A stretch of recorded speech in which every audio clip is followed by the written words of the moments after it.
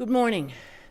I'm going to begin by thanking the Nassau County Police Department and the FBI for their partnership. I'd like to thank my investigators and my prosecutors handling this case for standing here with me today. And I want to acknowledge Mr. Thomas Fusco, father of Theresa Fusco, for being with me here today. My pleasure, my honor. On November 10th, 1984, just before 10 p.m., Theresa Fusco left Hot Skates roller rink in Lynbrook with tears in her eyes. She had just been fired from her part-time job working at the popular rink's snack bar.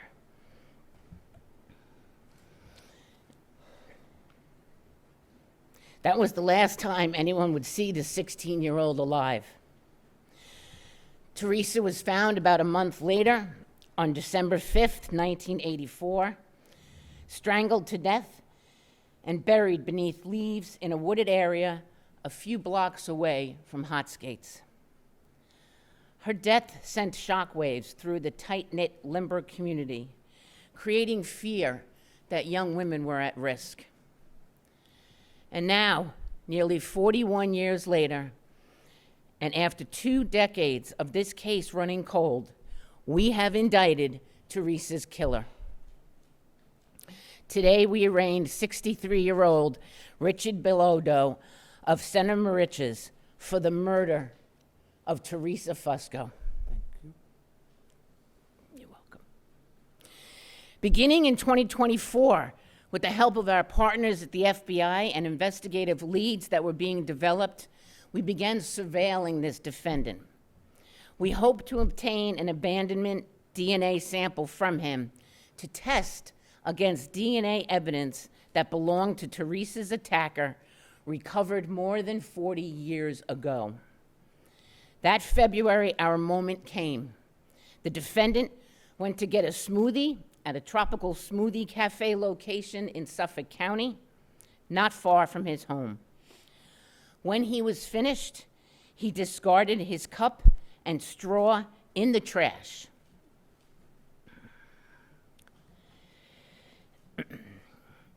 Investigators obtained that cup from the garbage, and it was brought to the Nassau County Office of the Medical Examiner, specifically the Division of Forensic Services and Biology section for testing.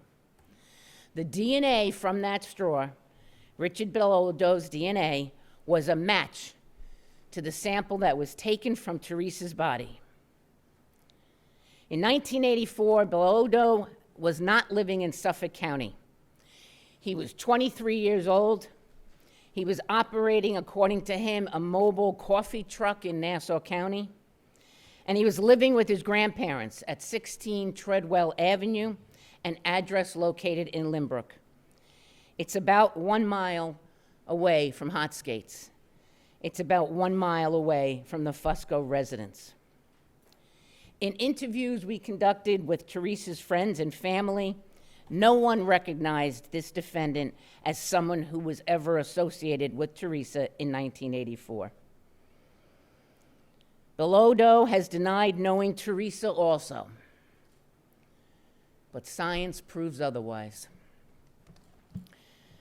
We believe that Bilodeau sexually assaulted and then murdered Theresa, strangling her with some sort of ligature and leaving her for dead. This case has taken many turns over the years. 3 men were arrested and convicted in 1986 for this crime, and later those convictions were overturned with the emergence of DNA and extensive testing. But in 2025, DNA science and analysis is more advanced than it's ever been. In Nassau County alone, through genetic genealogy, we've been able to identify 5 people, suspects and victims alike, in the last 5 years, including murder victim Susan Mann just 2 weeks ago. This staggering number is a testament to our tremendous partnership with the Nassau County Police Department and the FBI. My office is using science to help identify victims, to close cases, and to get justice. And the DNA in this case led us straight to Richard Bilodeau. Even with this critical piece of evidence, my prosecutors handling this cold case homicide, Bureau Chief Jared Rosenblatt, and Senior Litigation Counsel Tracy Keaton, needed to continue building their case against this defendant. They combed through more than 150 boxes of case files on Theresa's murder, a time capsule of this investigation from its earliest days. And while sadly, many of the detectives who originally worked Theresa's case have passed away, some of those who are still with us were eager to help get justice for this young woman and finally see her rest in peace. Amen. Retired police officers and staff from the medical examiner's office who worked on Theresa's case from the beginning stepped in to help us with our investigation. Jay Caputo, who was a young crime scene detective that responded to Theresa's case in 1984, and ultimately rose to the rank of Chief of Detectives in the Nassau County Police Department, recounted his memories and helped us travel into the past. I cannot thank enough the many retired law enforcement professionals and staff from these offices for their unwavering commitment to seeking justice for Theresa. We have been fortunate over the past few years to stand before you and talk about developments in several cold cases. The murders of multiple Nassau County women by serial killer Richard Cottingham. Finally identifying the murder victim known as Peaches and her child.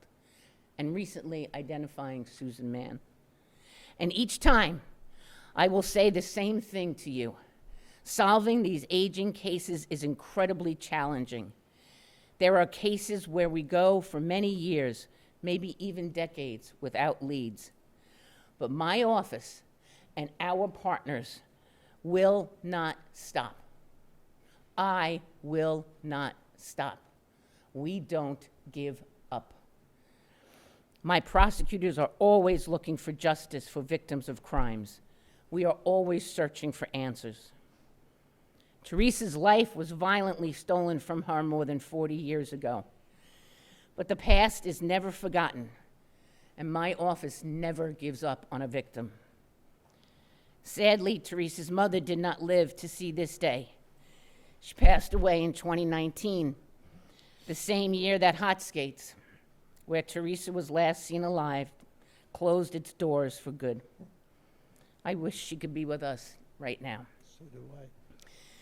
But Theresa's father is here, as he has been at every point over the last 40 years, Right. while we searched for the person responsible for killing Theresa. And we will all be with you, Tom, Thank you. and your family, Thank you. as we prosecute this case for your daughter. And I'll be by your side till the end. Thank you, Tom. You're welcome.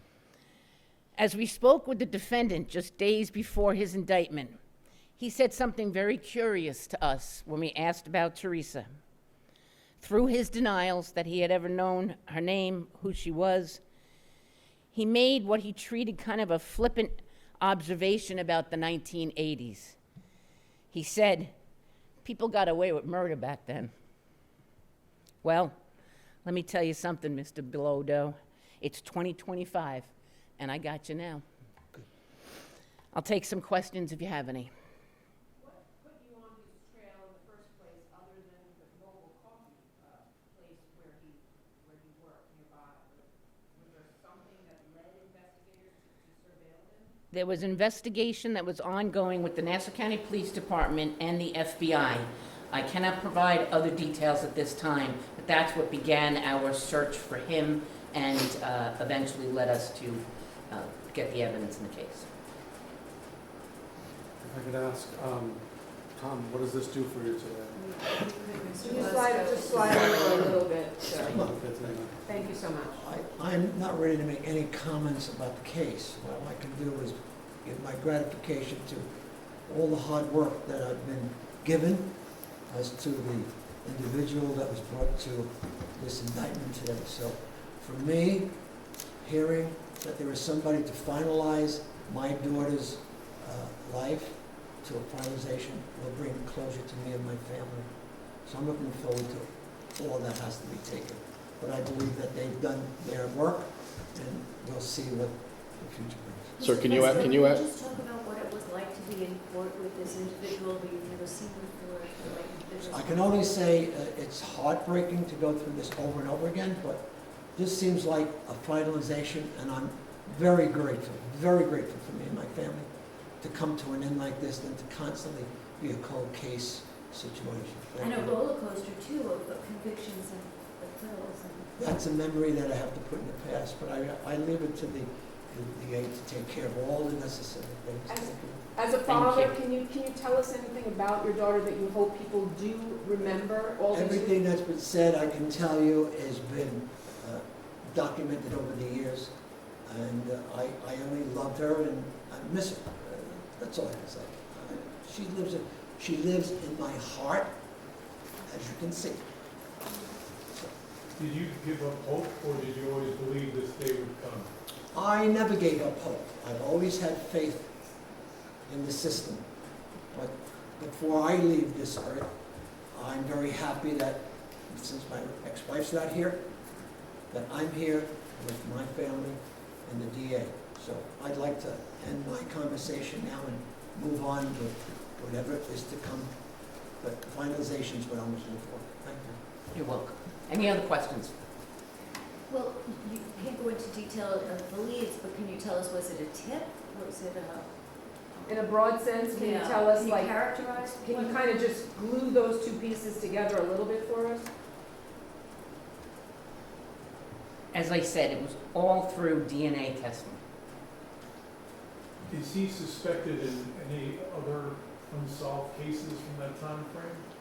At this point, we're here today for Theresa Fusco's case. I don't have any, we don't have any information that he may be involved in other cases. And he worked at a Walmart, he worked a graveyard shift.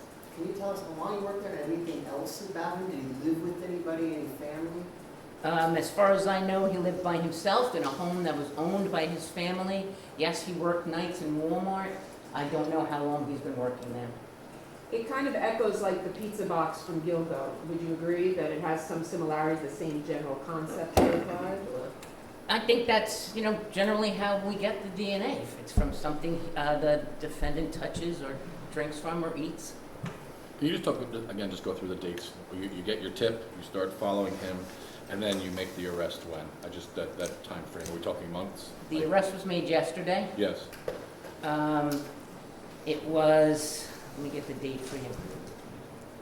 February of 2024 when we began looking at him and investigating him. And then the DNA match came in recently. Yes. The original case was in 1984. There was a lot of, that was overturned because of a lot of, police misconduct, the statements. You talked about a little bit how things have changed since then. There was no videotaping, there's no police body camera, the DNA wasn't available. Can you talk about a little bit about how things have changed and why you think this is the person? Things have changed since 1984. We didn't have DNA testing then.